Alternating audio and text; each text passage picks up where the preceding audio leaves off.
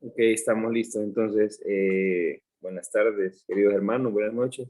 Buenas noches. Espero que se encuentren bien ahí en sus casitas para continuar siguiendo viendo esta hermosa carta de los romanos.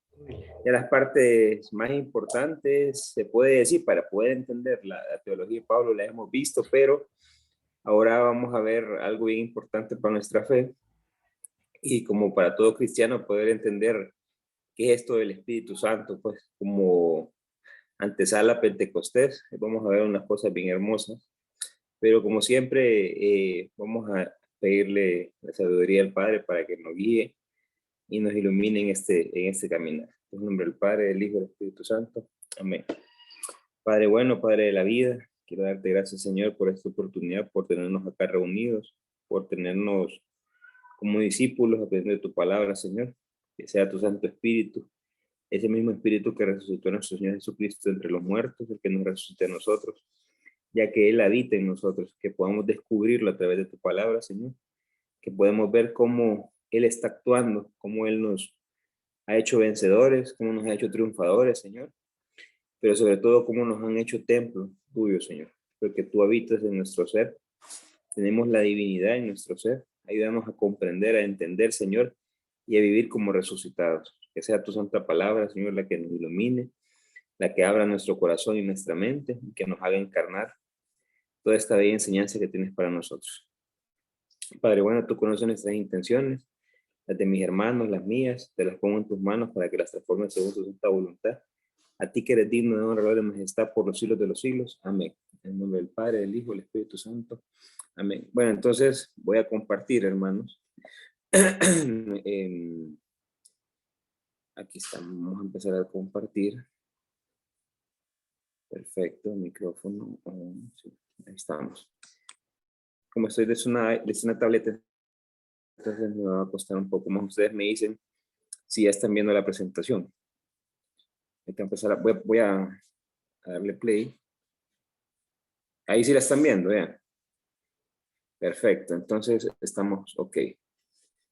Espérenme que estoy un poco perdido aquí. Vamos a ver. Ahí estamos. Ahí estamos bien, ¿verdad? Juan Carlos, ¿estamos bien? Perfecto. Entonces, ¿Estamos bien? bueno, queridos hermanos, perfecto. Entonces, es que dejé la máquina, entonces vamos a hacerlo, me toca hacer la presentación desde el teléfono. Igual, vamos a ir avanzando.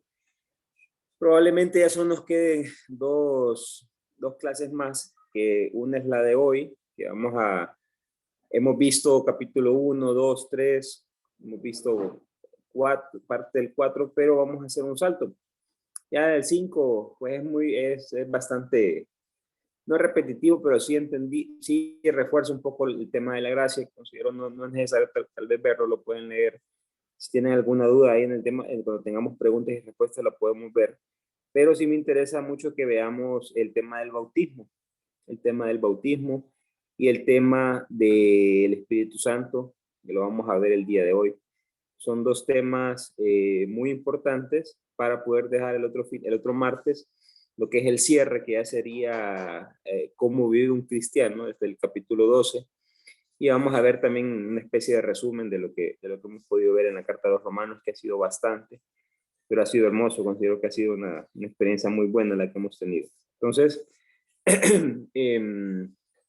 vamos a ir avanzando.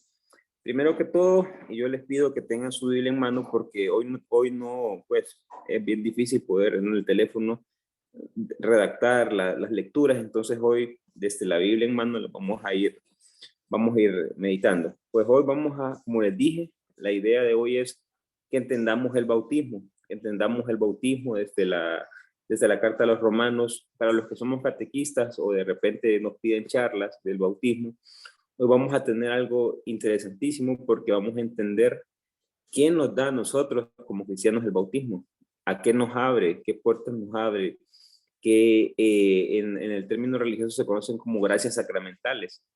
De entrada hay como 30 gracias sacramentales que trae el bautismo, que casi todas las encontramos en las cartas de Pablo. Probablemente se las traiga la otra semana ya todas. Hoy vamos a ver tal vez unas 12 gracias sacramentales que nos trae la carta a los romanos. Entonces, para empezar, vamos a ver qué nos quiere decir Romanos en el capítulo 6, de los versos del 1 al 4. No hago introducción de la carta, pues ya esta es la clase número 4 que hemos visto Romanos, entonces ya tenemos bien empapado, hemos visto la gracia, la justificación, hemos visto un montón de temas. Entonces, cuando Pablo ya ha puesto a los judíos en su lugar, ahorita lo que le toca es mostrar la bendición, podríamos decir, o la belleza del cristianismo, pues. Y entonces para eso lo muestra como el nuevo sello. Recordemos que para los judíos el sello de la alianza era la circuncisión, era la Torá, un montón de cosas. Entonces, para el cristiano, como ya sabemos, en nuestra iglesia es el bautismo. Para todo nos piden el bautismo, la fe de bautismo, para casarse, para primera comunión, para lo que sea, confirma lo que sea, es bautismo. Entonces, ya de entrada sabemos que es como quien dice la puerta a nuestra religión, a nuestra comunidad. Pero bueno, entender qué nos quiere decir Pablo de ese bautismo, porque recordemos que todo el Nuevo Testamento es una catequesis, podemos decir así, de bautismo y de Eucaristía. Entonces, entendamos qué nos quiere decir el bautismo. Voy a leer yo el capítulo 6, voy a leer del verso 1 al verso 4. ¿Qué diremos, pues? ¿Que debemos permanecer en el pecado para que la gracia se multiplique? De ningún modo, dice Pablo. Nosotros ya hemos muerto al pecado. ¿Cómo vamos a seguir entonces viviendo en él? Pues que ignorás que cuando fuimos bautizados en Cristo Jesús, fuimos incorporados en su muerte. Por medio del bautismo fuimos, pues, sepultados en él en la muerte, a fin de que, al igual que Cristo resucitó entre los muertos, mediante la portentosa actuación del Padre, así también nosotros vivamos a una vida nueva. Pablo nos está explicando aquí qué es el bautismo.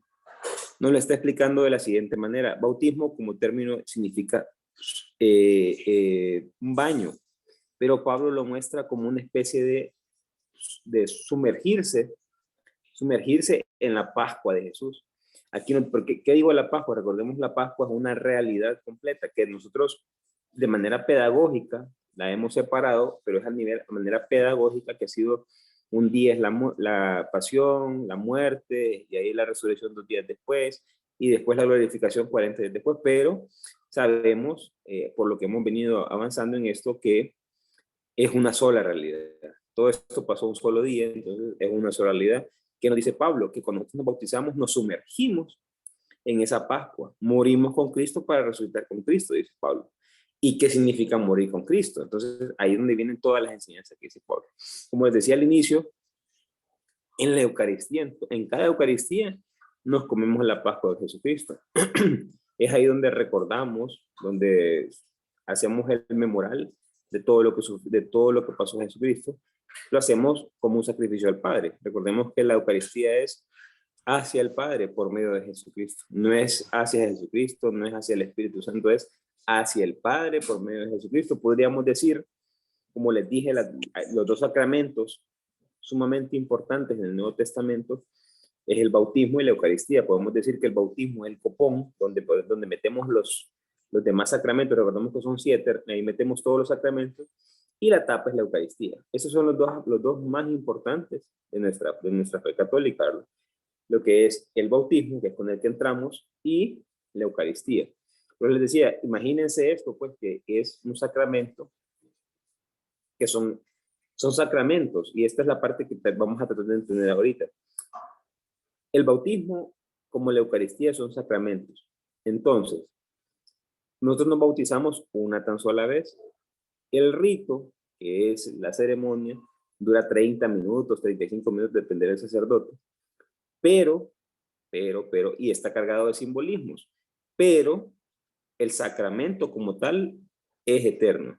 O sea, es trascendental. Solo una vez nos bautizamos. La Eucaristía es un sacramento. Imagínense nosotros, porque tenemos la ventaja y la bendición de tenerla todos los días. Pero imagínense en los lugares donde la Eucaristía hay que llevarla una vez al año. Esa gente tiene que entender que la Eucaristía es un sacramento que es trascendental y que es eterno. Y que El rito es el que nosotros hacemos diario, pero el sacramento es una huella indeleble para toda la vida. Entonces, esa gente tiene que vivir entendiendo de que una vez al año, pues, si lo entienden como es, sabrán que es un sacramento que es trascendental de toda la vida. Entonces, como les dije al inicio, todo el Nuevo Testamento es una catequesis de bautismo y de Eucaristía. Bautismo y Eucaristía. También en el verso 4 nos muestra algo bien interesante, porque nos dice que hemos muerto al pecado y resucitado a una vida nueva. Y esto ya lo vamos a ver dentro de las gracias sacramentales, qué significa esa vida nueva. Porque es abrirnos, es hacer una metanoia, hacer un cambio de mentalidad, pero es un cambio de ser completamente, es dejar el hombre viejo por el hombre nuevo. Así lo explica Pablo en el capítulo 6. El rito del bautismo, como les dije, es pequeño, es limitado, es cargado de simbolismos, pero el sacramento es para toda la vida. Nosotros nos bautizamos una vez y ya, y eso vale, y eso basta y sobra. Entonces, así funciona con los sacramentos.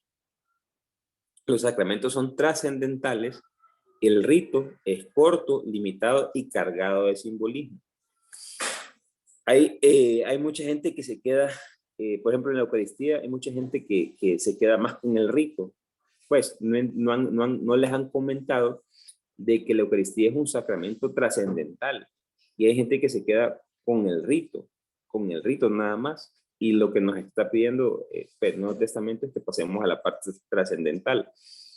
En el bautismo nos sumergimos en la sangre de Cristo. A veces decimos que la sangre de Cristo te cura y uno dice, pucha, pues que yo me bauticé, pues sí, desde que me bauticé, a mí ya estoy sumergido en la sangre de Cristo, ya estoy sumergido en la vida de Cristo. Y es donde dice Pablo que estamos injertados, ya vamos a ver todas esas cuestiones. Si asumimos este sacramento con convicción, nuestro estilo de vida ya no es el pecado. Por eso es que Pablo, hoy vamos a entender que Pablo todo el tiempo dice, santos por vocación, dice Pablo. ¿Por qué? Porque una vez que nos hemos bautizado, ya nuestro estilo de vida no es el pecado, nuestro estilo de vida es santidad. Y cometemos pecados, sí, es cierto, pero no somos pecadores. Yo ya no es Roger el pecador. No, Roger comete fallas y se levanta y sigue caminando. Y el propósito mío es mantenerme en comunión con Dios. En la medida que yo puedo mantenerme en comunión con Dios, pues puedo cumplir su voluntad. Entonces, gracias al bautismo, nosotros funcionamos para vivir resucitados, vivir con una vida. ¿Y qué significa vivir resucitados? Vivir victoriosos, vivir como hijos de Dios, vivir con la herencia divina. Hay algo que a mí me ha marcado últimamente. Noelia me regaló una frase y me dijo que tuvo una charla ahí y le comentaron que le decía el charlista, le decían, la vida que deseamos por herencia divina merecemos. O sea, la vida que deseamos por herencia divina merecemos. El bautismo nos abre a esa vida. Que nosotros, por nuestros miedos, por nuestro ego, porque el ego lucha mucho contra nosotros, no nos abrimos a esa vida que Dios quiere para nosotros, ya esa es otra cuestión. Pero Dios quiere una vida de hijos, así literalmente de hijos. Como les dije, vamos a ver las gracias sacramentales del bautismo. ¿Esto de qué nos va a servir? De que podamos hacerle ver a la gente la importancia del bautismo. A veces cuando agarramos personas que ya son mayores y que no se han bautizado, pues acá podemos ayudarles. Igual a los padres de familia, porque somos catequistas y sus hijos se van a bautizar, para que ellos sepan qué es lo que va a pasar con el bautismo. Y esto, así como hay gracias sacramentales del bautismo, hay gracias sacramentales de la Eucaristía también. Son de la Eucaristía, creo que son como 15, más o menos, que en el tiempo del COVID, que solo podíamos estar de manera por virtual, que se podían tomar, si no me equivoco, eran 14 o 15, de manera presencial creo que son 19. Creo que todo eso lo tengo apuntado ahí, en algún momento lo vamos a ver. Primero dice lo siguiente, como sabemos que hemos muerto al pecado, entonces aquí viene un término que es un término bien delicado, y es la muerte al pecado original. Por mucho tiempo se nos ha enseñado que el pecado original es el que Adán y Eva cometieron en el paraíso, pero pues sabemos que Adán y Eva no existieron. Entonces Pablo una vez que se estudia a Pablo y que se entiende el pensamiento de Pablo, Pablo lo que está mostrando es esa tendencia del ser humano a hacer el mal. Nosotros, desde que nacemos, eh, venimos con una tendencia, por eso Pablo va a decir, con una dialéctica, una lucha interna que es entre el bien y el mal, y así lo va a mostrar por ejemplo, Jesús en el trigo y la cizaña. O crece el trigo o crece la cizaña, dependerá de nosotros. Entonces, el pecado original para Pablo es esa tendencia a hacer el mal. Entonces dice Pablo, con el bautismo, como dijo en el capítulo, en el verso 4, morimos al pecado, o sea, morimos a la tendencia a hacer el mal. Pero hay algo bien interesante, se nos da también la gracia original. ¿Qué es la gracia original? Es la tendencia de hacer el bien. La gracia original nos permite a nosotros poder identificar lo bueno y lo malo. Imagínense esto, con el bautismo nosotros morimos al pecado, o sea, morimos a la tendencia de hacer el mal. Por eso es que habrá gente que todo el tiempo hace el mal, pues hay gente que está enferma, vamos a decirlo así, son psicópatas, hay gente que ya no está en sus 5 sentidos, pero con el bautismo nosotros habilitamos a volver a tener la gracia original y es la tendencia de hacer el bien, poder identificar entre lo bueno y lo malo. Y ya después nos toca a nosotros la responsabilidad de decir o nos vamos por lo bueno o nos vamos por lo malo. Pero con el bautismo se nos restablece esa tendencia.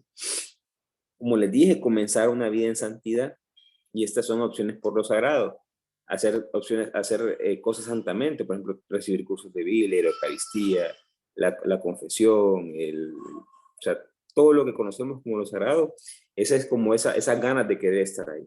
Entonces, todas estas cosas se nos van habilitando con el bautismo. También tenemos en el verso 5, voy a leerlo, porque si hemos sido injertados por la muerte semejante a la suya, también estaremos por una resurrección semejante.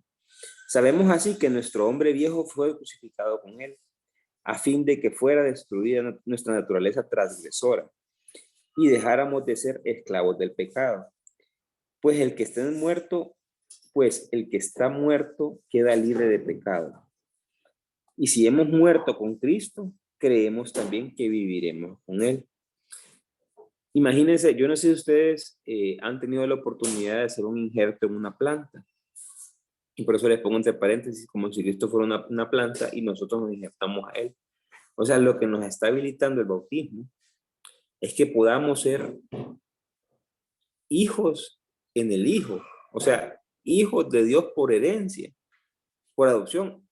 ¿Qué significa ser hijos de Dios por adopción? Es ser hijo de Dios con herencia completa. Por eso les digo, el bautismo nos habilita a ser hijos de Dios.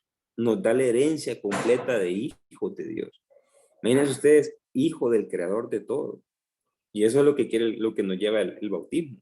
Que no vivimos como eso, es cierto. Muchos no nos damos cuenta de esta magnitud. Pero el bautismo, desde que nos bautizamos, muchos que nos hemos bautizado desde chiquito, me bautizaron cuando tenía creo que menos de 2 años, desde ahí soy hijo de Dios. Desde ahí tengo la herencia de Dios. Desde ahí me injertaron en Jesucristo para morir y resucitar con Él a la vida. Entonces, nos muestra cómo tenemos esa herencia divina desde el bautismo. Esto según nuestra fe, ¿verdad, hermanos? Hermanos en Jesucristo, porque somos injertados en Jesús, somos hijos de Dios, entonces somos hermanos de Jesucristo. Por eso es que decimos que Jesús es nuestro hermano mayor. ¿Por qué? Porque somos injertados por medio del bautismo, en su Pascua, o sea, estamos metidos con Jesucristo completamente desde el bautismo. Por eso es bien interesante reaccionar y darse cuenta de todas estas bellezas.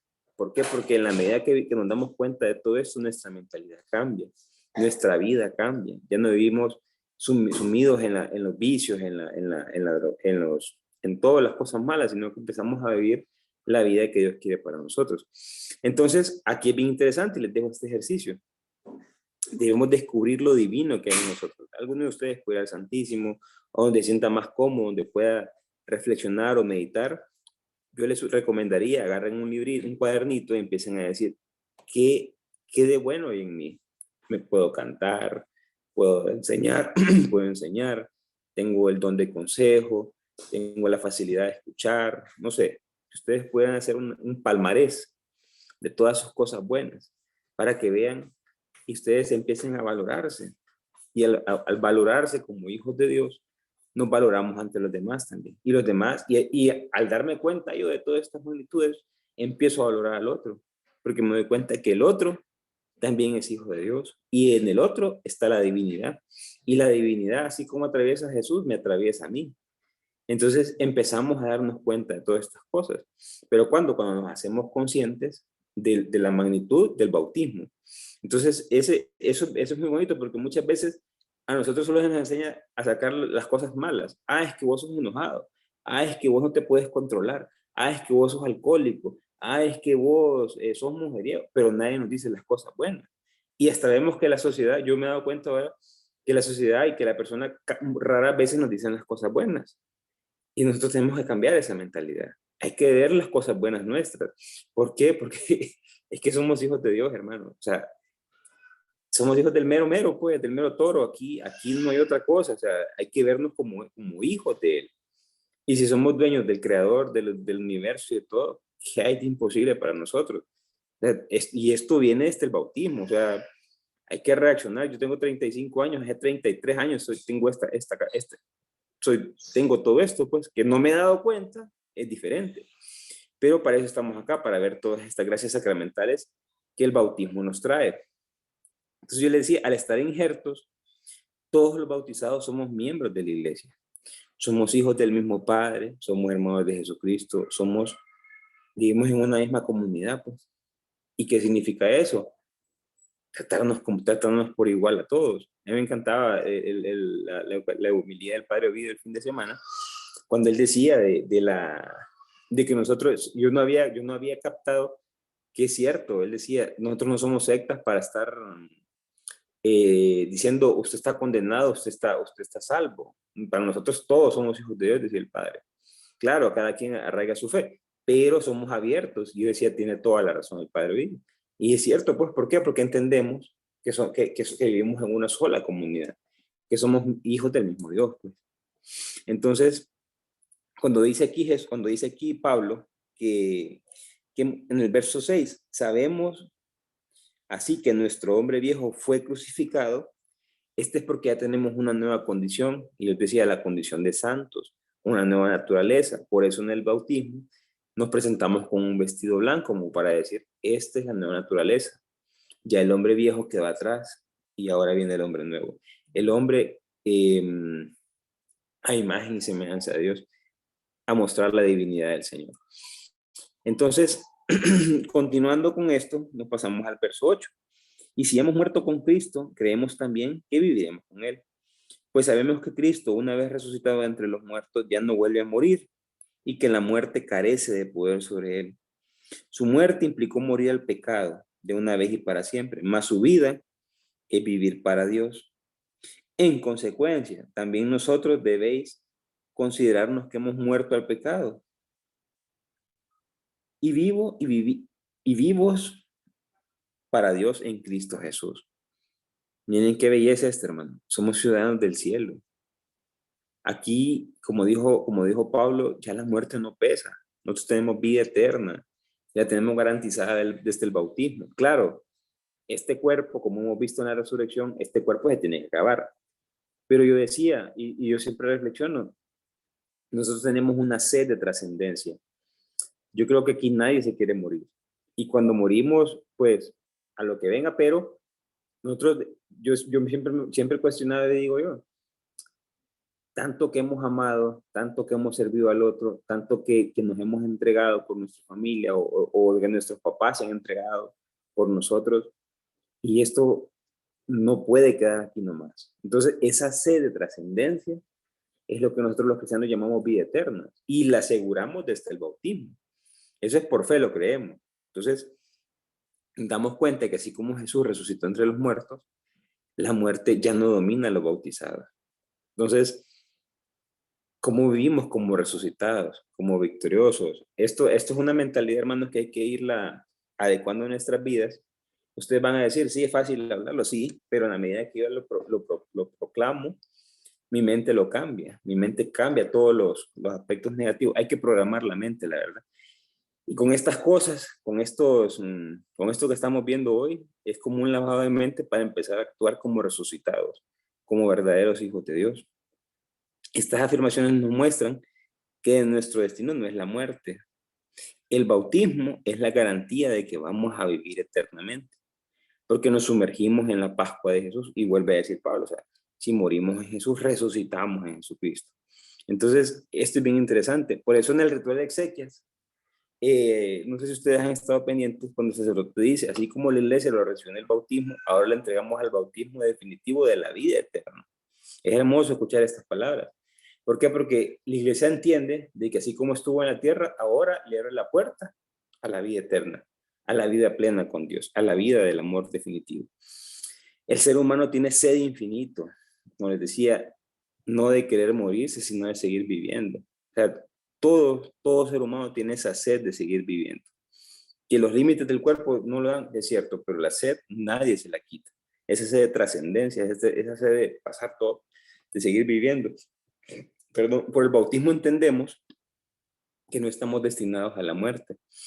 Esa sed infinita la mostramos sirviendo. Es ahí donde se muestra la sed infinito. Y hemos visto, por ejemplo, a la Madre Teresa de Calcuta, pues, ella murió, pero el legado de ella va a ser, o sea, va a durar no sé cuántos años, pues. San Francisco de Asís lleva más de 1000 años desde que él estuvo en la tierra, y su legado sigue. Y así podemos mencionar cualquier cantidad de personas. Entonces, esa sed de trascendencia se logra, según la mentalidad de Pablo, sirviendo al otro. Es esas ganas de dejar una huella en el talón, que por lo menos nos puedan recordar nuestros familiares, que ellos puedan recordar, escucha, mi papá, mi hermano, lo que sea, eran espectaculares, y que ese recuerdo quede. Esa es una sed infinita que tenemos nosotros, que nos asegura el bautismo, que nos asegura la vida eterna. Entre los versos 12 y 14, para ir viendo las otras gracias sacramentales, dice lo siguiente: así que no permitáis que el pecado reine en vuestro cuerpo mortal, y de modo que no ataquéis sus deseos, no acataréis sus deseos, y no convirtáis vuestros miembros en instrumentos de injusticia al servicio del pecado. Ofrecerlo más bien a Dios, como si fuesen muertos que han vuelto a la vida, y vuestros miembros como instrumentos de justicia al servicio de Dios. Pues el pecado no volverá a dominarlos, ya que no estáis a merced de la ley, sino bajo la gracia de Dios. Jesucristo nos asocia a su ministerio, y aquí cuando dice usemos nuestros miembros para la justicia, ¿cuál justicia? Y es que recordemos que con el bautismo nosotros somos sacerdotes, profetas y reyes. ¿Por qué somos sacerdotes? Porque somos intercesores. Intercedemos en nombre de Dios. Somos profetas porque hablamos en nombre de Dios. Y somos reyes porque el reinado del Señor está en el servicio. Entonces somos servidores de Dios. El bautismo, y eso lo hemos escuchado un montón de veces, somos profetas, sacerdotes y reyes, por lo que dice en el verso 12 y 14, que nos ponemos a la justicia de Dios, como hablar en nombre de Él como profeta, servir en nombre de Él, del Rey, de Él. ¿Por qué? Porque el reinado de Dios es en el servicio. Y como sacerdote, porque somos intercesores ante la humanidad. Luego tenemos, vamos a ver, no pasa esto. Aquí está. También hay otra cuestión, cuando si se recuerdan en los ritos del bautismo, nos ungen con el óleo de los catecúmenos, y también el crisma con la oración del exorcismo. ¿Qué quiere decir esto? Con el bautismo nosotros tenemos hay un audio ahí. Nosotros con el bautismo tenemos la fuerza de Dios para vencer el mal. Con el bautismo tenemos asegurado que el poder de Dios para vencer el mal ya está en nosotros. Y nos recuerdan con ese óleo de los catecúmenos, nos recuerdan de que tenemos el poder, ojo, el poder para vencer el mal, el poder para vencer el pecado. Y les decía yo hace un momento, nosotros ya no somos pecadores. O sea, yo no puedo decir, es que yo soy alcohólico, o sea, el vicio me domina. No es así. O sea, si yo entiendo que el poder de Dios está en mi ser, yo ya no puedo estar en esa situación. O sea, yo debo de salir adelante. Yo sé que es difícil, claro que sí, pero tenemos el poder de Dios. Y ya vamos a ver, ahorita que veamos las maravillas del Espíritu Santo, ya vamos a ver qué significa tener el poder de Dios. Esto es nada más como la puerta a la entrada del Espíritu Santo. Porque con el bautismo nosotros recibimos al Espíritu Santo. Como les digo, ya tenemos toda la herramienta, toda la autoridad para reprender el mal y para empezar a vivir santamente. Como les dije, recibimos el don del Espíritu Santo. Por medio del bautismo recibimos el don del Espíritu Santo. Y esto es lo más hermoso, a mi parecer. Nos hace santuarios de Dios. Nos hace ser el templo nuevo de Dios. El bautismo, recibimos al Espíritu Santo. También recibimos los dones que nos identifican con el mesianismo de Jesús. En Isaías 11, en el capítulo 1 al 3, están los dones del Espíritu Santo, que estos trabajan en función del amor y con San Agustín se cambiaron los dones y trabajan ahora están bajo la, ¿cómo les explico esto? Bajo la sabiduría, desprenden de la sabiduría y en el caso de Isaías era del amor. Pero eso ya son otros temas que veremos más adelante. Entonces, como les decía, estas son algunas gracias sacramentales que tenemos gracias al bautismo.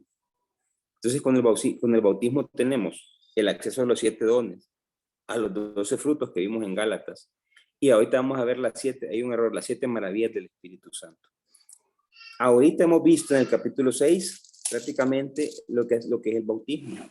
Entonces, estas son las gracias sacramentales que, como les dije yo, son desde las cartas de Pablo se pueden sacar como 30 más o menos. Yo se las voy a traer el próximo fin de semana, la próxima clase que tenga mi computadora.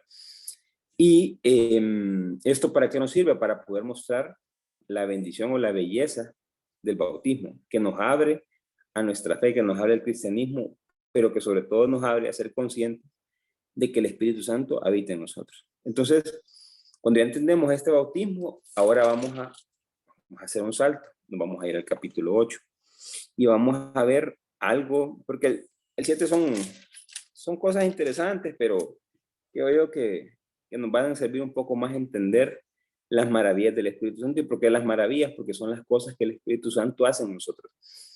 Y esto lo estamos haciendo como antesala a Pentecostés, les decía yo, para recordar, refrescar todo lo hermoso que nos da el cristianismo. Pues. Capítulo 8 dice en mi Biblia de Jerusalén, la vida del creyente en el Espíritu. Prácticamente es lo que nos hace el Espíritu Santo nosotros como creyentes. Entonces, vamos a leer, no lo vamos a leer los 38 versos, pero sí vamos a ir sacando partes de cada uno de ellos para que podamos ver estas 7 maravillas que nos hace el Espíritu Santo. Las 7 maravillas es lo que hace el Espíritu Santo en nosotros. Voy a empezar a leer. Capítulo 8. Por consiguiente, ninguna condenación pesa ya sobre los que están unidos en Cristo Jesús. Si ven, por consiguiente, une el capítulo 6.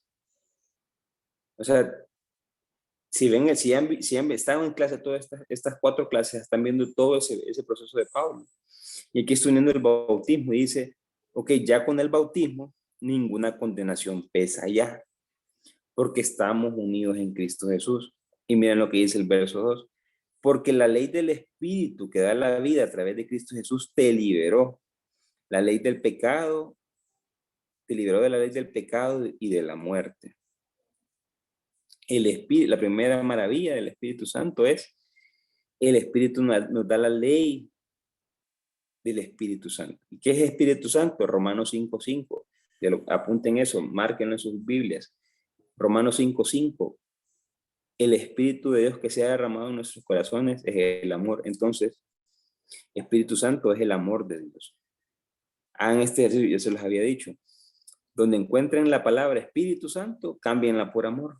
Entonces el bautismo nos abre a la ley del amor. Imagínense esto. El bautismo nos abre a la ley del amor. Entonces, ¿qué rige nuestras vidas ahora? La ley del amor, la ley del Espíritu. Vivir bajo la ley del Espíritu y vivir bajo la ley del amor. Esa es la primera maravilla que nos da el Espíritu Santo. ¿Y por qué sabes? ¿Por qué decimos amor? Porque eso es lo que Pablo lo entendió al final de sus escritos. Y dijo, el Espíritu Santo es el amor de Dios que se ha derramado en nuestros corazones. Entonces, vivir bajo la ley del Espíritu es vivir bajo la ley del amor. El que vive en la ley del amor ya no peca. Y la muerte, y la ley, porque la muerte ha sido vencida. Y la ley del Espíritu Santo nos libera del pecado y de la muerte. Recordemos cuando vimos Tesalonicenses, vimos las cosmovisiones judías. Y teníamos los 3 pisos, ¿se recuerdan? Y yo les decía que la muerte era estar lejos de Dios. Y estar en la tierra era lo más cerca que podíamos estar de Dios, porque Dios estaba en la cúpula, Dios estaba en la bóveda, en la parte alta. Pues, con el bautismo y con el Espíritu Santo, ya no morimos. ¿Por qué? Porque ya no nos alejamos de Dios. Ya no pecamos. ¿Por qué? Porque ya no nos alejamos de Dios. Ya estamos cerca, ya estamos en comunión. Por eso les decía que nuestra meta sea estar en comunión con Dios. Vivir bajo la ley del amor nos abre y nos une a Dios. ¿Por qué? Porque elimina el pecado y elimina la muerte. Amando se elimina la muerte, se elimina el pecado.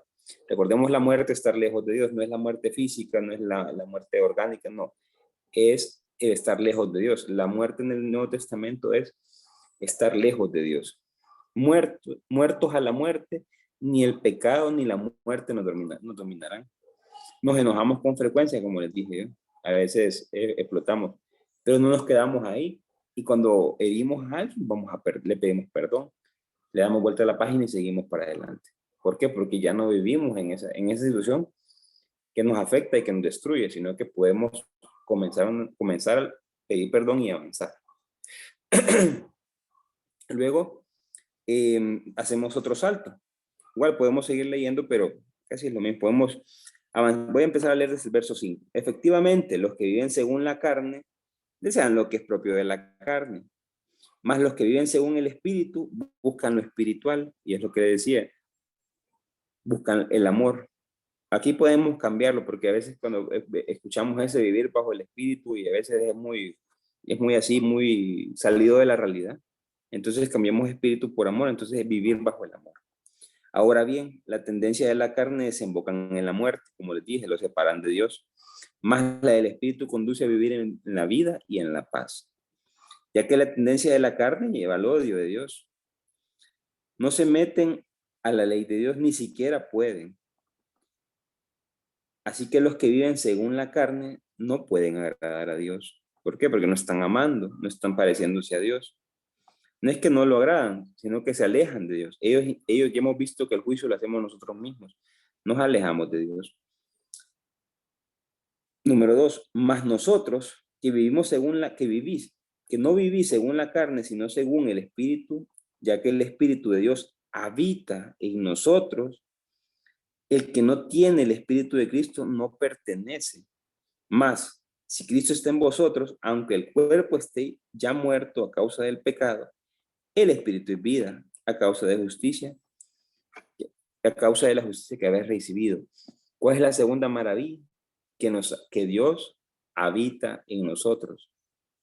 Si Dios habita en nosotros y nosotros dejamos que Él nos gobierne, podemos tener grandes cambios en nuestra vida. Pero cuando dejamos que la carne, el pecado, no gobierne, Dios no puede gobernar en nosotros.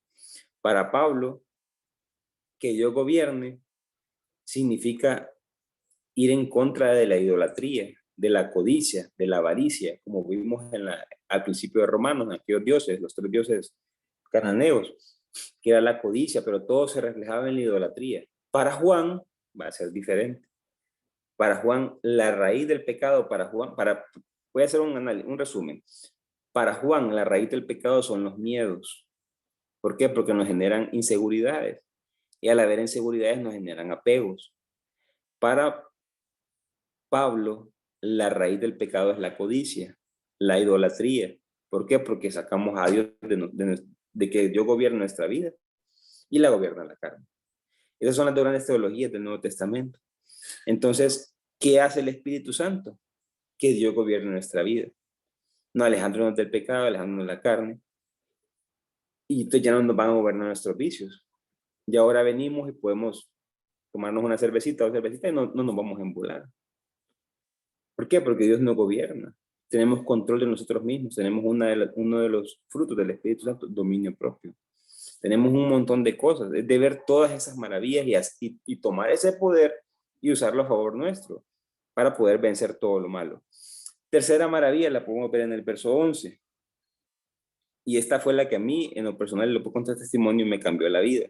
Dice el verso 11, y si el espíritu de aquel que resucitó a Jesús de entre los muertos habita en vosotros, aquel que resucitó a Cristo de entre los muertos dará también la vida a vuestros cuerpos mortales por su espíritu que habita en vosotros. Miren esta belleza. Yo recuerdo, estaba en Palabra Viva hace tal vez un año, que todavía estamos en pandemia fuerte, y una de mis hermanas, Marcia, no podía predicar ese día y me dice, hermanito, ayúdame con esta. Y estábamos hablando del Espíritu Santo casualmente para esta fecha, si no me equivoco, fue hace 2 años, al inicio de Palabra Viva, no recuerdo. Y cuando yo leo, dice, el Espíritu del que resucitó a Jesús de entre los muertos, para mí fue un boom. ¿Por qué? Porque yo siempre creí que Dios había resucitado a Jesús de entre los muertos. Y lo que dice Pablo es que fue el Espíritu de Dios, el Espíritu Santo que resucitó a Jesús de entre los muertos. Y hay algo más hermoso aquí, que dice que ese mismo Espíritu que resucitó a Jesús de entre los muertos es el que habita en nosotros. Yo ahí me fui de espaldas y dije, Dios mío, dije yo. O sea, el poder de Dios que tiene capacidad de resucitar a los muertos es el que habita en mí. Y para mí fue algo espectacular porque me di cuenta de que Él me puede resucitar todos los días. Si yo cometo errores, Él al día siguiente me puede resucitar y darme vida nueva. Y recuerdo que Manuel Tenjo, cuando mirábamos estas clases, él decía, yo tengo una oración, decía él, y se las comparto. Y dice que todas las mañanas él se levantaba y decía, Jesús, así como, no, le decía Espíritu Santo, así como resucitaste a Jesús de entre los muertos, resucítame a mí. Y yo empecé a orar y decía, y a mí fue tan espectacular eso porque definitivamente que no nos damos cuenta que quien resucitó a Jesucristo entre los muertos, que fue el Espíritu Santo, es el mismo que habita en nosotros. Y desde el bautismo, tenemos todo ese poder injertado en nuestro ser y no nos damos cuenta. Habrán personas que el vicio los tiene consumidos, la droga los tiene consumidos y uno dice, este pobre hombre se va a morir. Yo diría hoy, no digamos eso, porque el Espíritu Santo tiene la capacidad de resucitarlo, de hacerlo una persona nueva y de llevarlo nuevamente a una vida digna. Realmente el Espíritu Santo es una maravilla, hermanos. Y aquí está, pues. O sea, ese brother está con nosotros desde que estamos, pues, para nosotros los cristianos desde que nacimos, pero si vamos a un aspecto más metafísico, desde que nos bautizamos, pero si vamos a un aspecto más metafísico desde toda la vida. Entonces, empecemos a relacionarnos con él, hombre. Este Señor lo que quiere es que tengamos la vida de Dios, la vida que Dios quiere para nosotros. Realmente que el Espíritu Santo es una belleza y nosotros los cristianos lo tenemos, más la renovación carismática lo tenemos ahí. Y yo sé que a veces cuando hacemos oraciones decimos, ven, ven Espíritu Santo, pero decía el cardenal, perdón, un sacerdote, Ives Colar, creo que se llama el apellido, que él entendía que ese ven, ven Espíritu Santo era para renovar la alianza, porque el Espíritu Santo lo tenemos desde toda la vida, pues. Nosotros los cristianos católicos desde que nos bautizamos, entonces usemos al Espíritu Santo, relacionémonos más con Él, Él está con nosotros todo el tiempo del mundo, Él es el Paráclito, o sea, es el Espíritu de Jesucristo que está con nosotros. Empecemos a vivir con Él, empecemos a ver las maravillas que Él tiene para nosotros y que podamos vivir a la voluntad de Dios, pues, o sea, viviendo el plan de Dios para nosotros. Verso 12, la cuarta maravilla. Así que, hermanos míos, no somos deudores de la carne para vivir según la carne. Pues si vivís según la carne, moriráis. Pero si con el Espíritu hacéis morir las obras del cuerpo, viviréis. Cuarta maravilla. Vivir en el Espíritu Santo hace que uno pueda vencer el pecado, vencer el mundo y vencer la carne. Es el Espíritu Santo, hermanos, el que nos da la fuerza. Es el Espíritu Santo el que está ahí diciéndote, Aquí está todo para que lo venzas. Aquí está todo, solo es que tú quieras hacerlo. Solo es que tengas fuerza de voluntad, solo es que podamos hacerlo y lo vamos a lograr.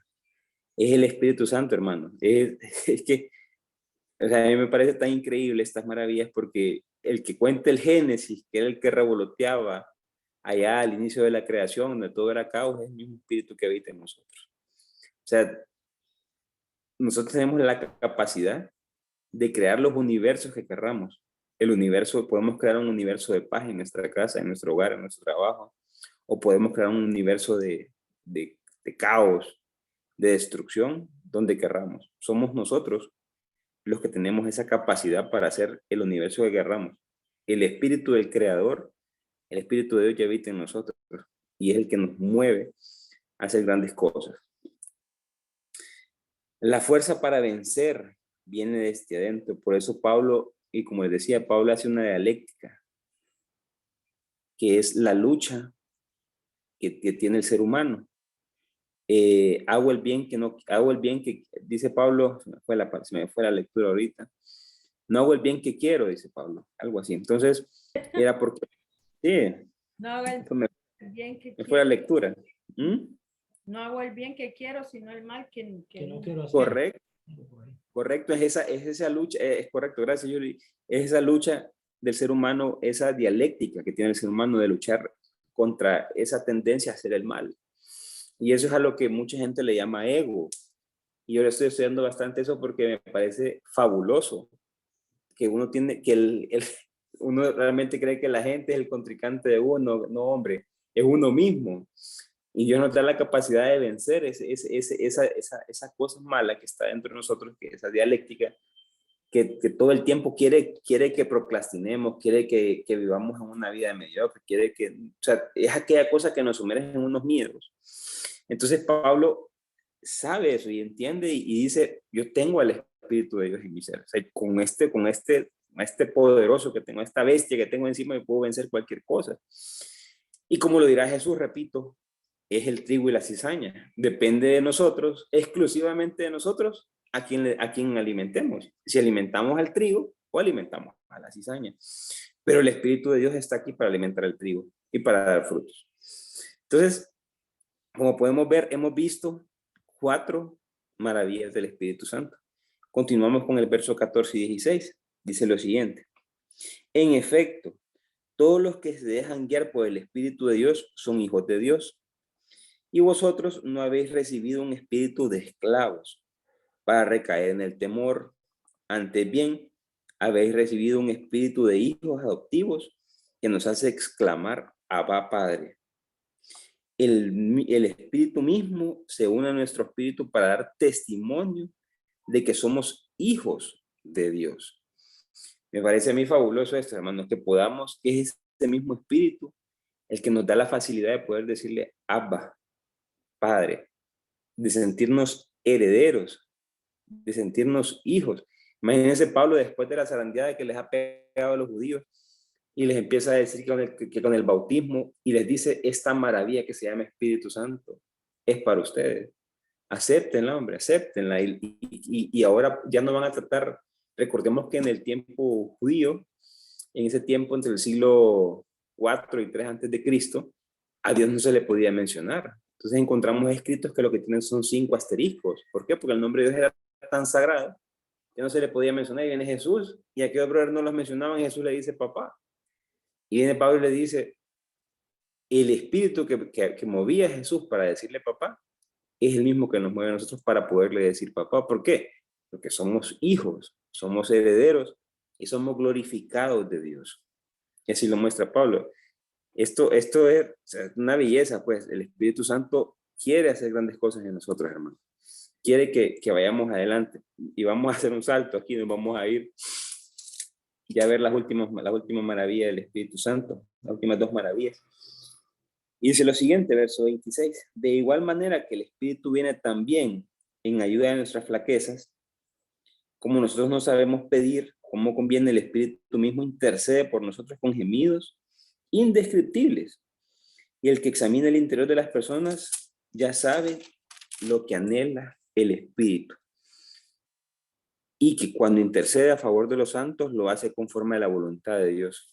O sea que con el Espíritu Santo tenemos la oración asegurada. ¿Por qué? Porque nosotros en nuestro egoísmo lo que hacemos es pedir mucho por nosotros. La oración que predomina es la de petición. Y yo entiendo esto, yo la vez pasada me puse a estudiar el contexto judío de la época, y claro, la relación que se tiene en el tiempo de Jesús hacia Dios es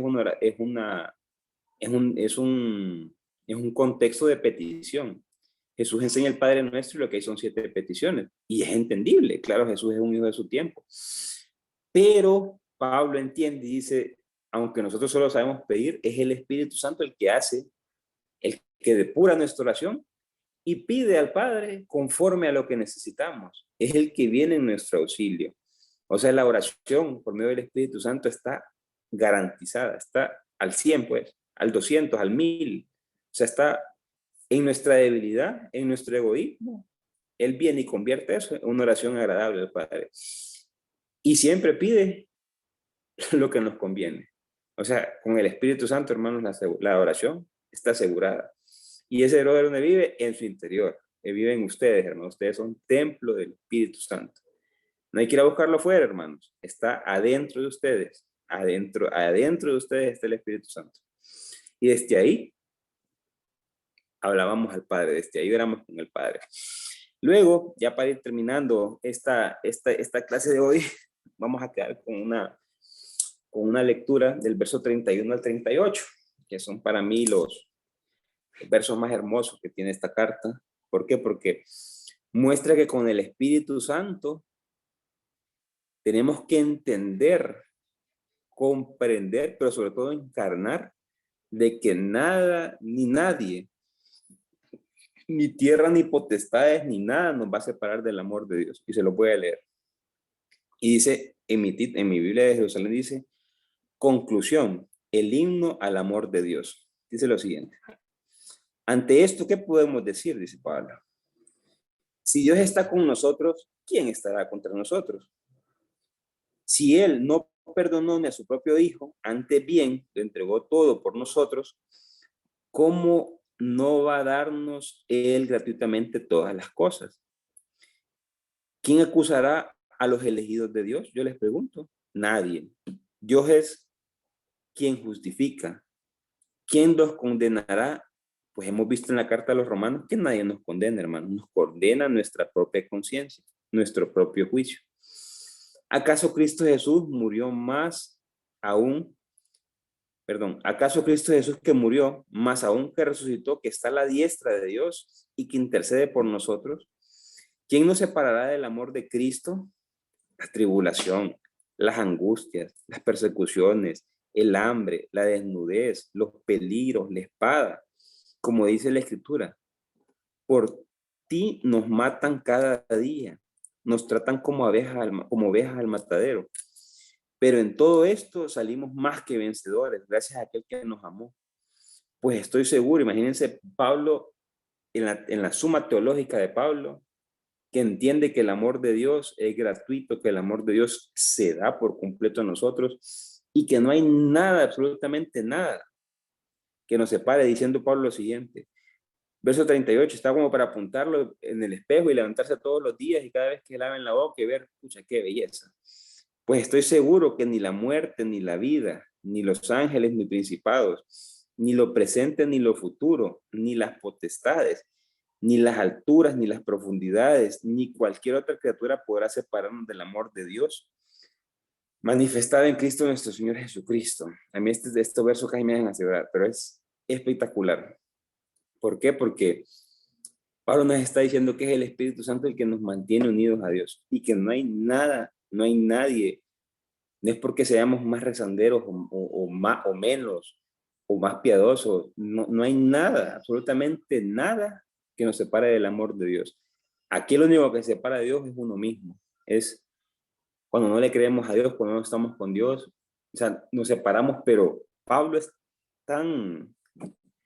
tan brutal lo que él dice que no hay nada, ni espada, Pablo llega al punto de decir que ni la muerte nos separará del amor de Dios. Y para mí esto es fabuloso y con esto nos vamos a quedar el día de hoy. Vamos a hacer una oración como siempre, pero vamos a darle gracias al Señor por ese Espíritu Santo, para que podamos nosotros relacionarnos más con Él, para que podamos darnos cuenta de que Él ya está en nosotros. Aquí no es de ir a buscarlo, aquí no es de salir de la casa, no, aquí es darnos cuenta que Él ya habita en nuestro ser, que Él habita en nosotros y que Él es la voz de Dios que nos está guiando y que nos está diciendo que nada ni nadie nos va a separar de Dios. Dios es nuestro Padre y nos ama completamente, nos ama a más no poder, hace todo por nosotros y quiere que tengamos una vida digna, una vida de hijos de Dios. Santo Espíritu de Dios, quiero darte gracias, Señor, porque haces cosas maravillosas en nosotros. Santo Espíritu de Dios, tú que resucitaste a nuestro Señor Jesucristo entre los muertos, tú que habitas en nuestro corazón, Señor, resucítanos hoy, Señor.